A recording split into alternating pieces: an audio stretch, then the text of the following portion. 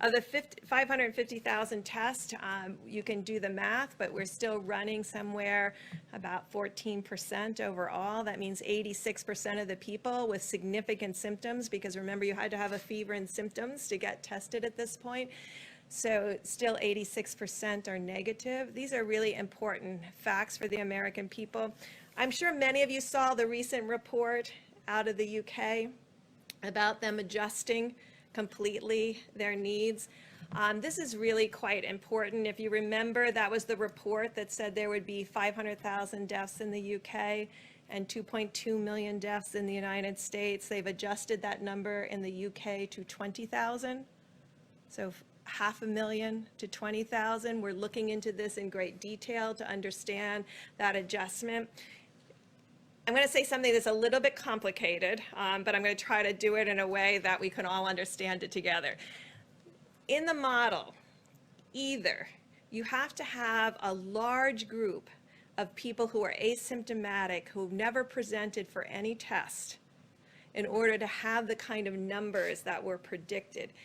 To get to 60 million people infected, or of 6 million people infected, you have to have a large group of asymptomatics, because in no country to date have we seen an attack rate over 1 in 1,000.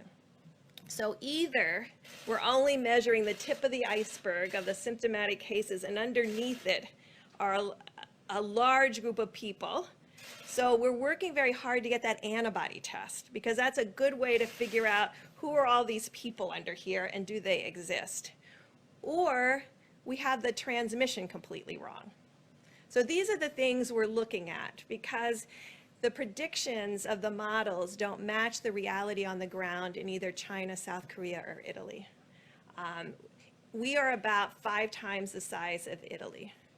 So if we were Italy and you did all those divisions, Italy should have close to 400,000 deaths. They're not close to achieving that. So these are the kinds of things we're trying to understand. Models are models. We're adapting now to the reality. There's enough data now of the real experience with the coronavirus on the ground to really make these predictions much more sound. So when people start talking about 20% of a population getting infected, it's very scary.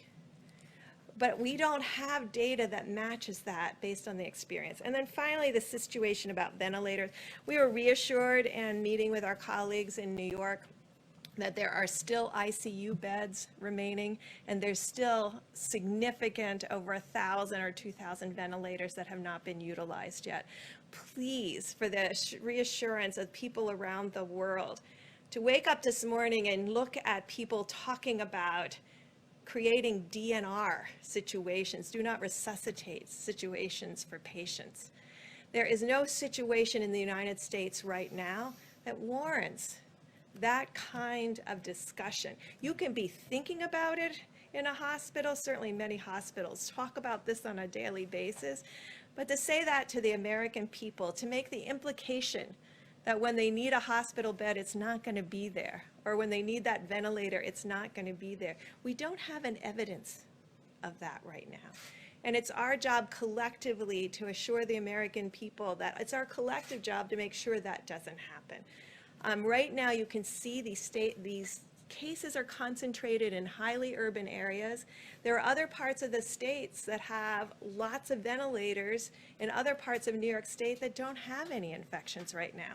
So we can be creative, we can meet the need by being responsive, but there's no model right now, no reality on the ground where we can see that 60 to 70% of Americans are going to get infected in the next 8 to 12 weeks. I just want to be clear about that. So we're adapting to the reality on the ground. We're looking at the models of how they can inform, but we also are learning very clearly from South Korea and from Italy and from Spain. Just to final, because I know many of you will look up my numbers. The only people who are over really 1 in 1,000 cases are people that have very small populations, like Monaco and Liechtenstein. So you will see a different number coming from when your population is really tiny. One case can put you over 1 to 1,000 or 2 to 1,000. Thank you.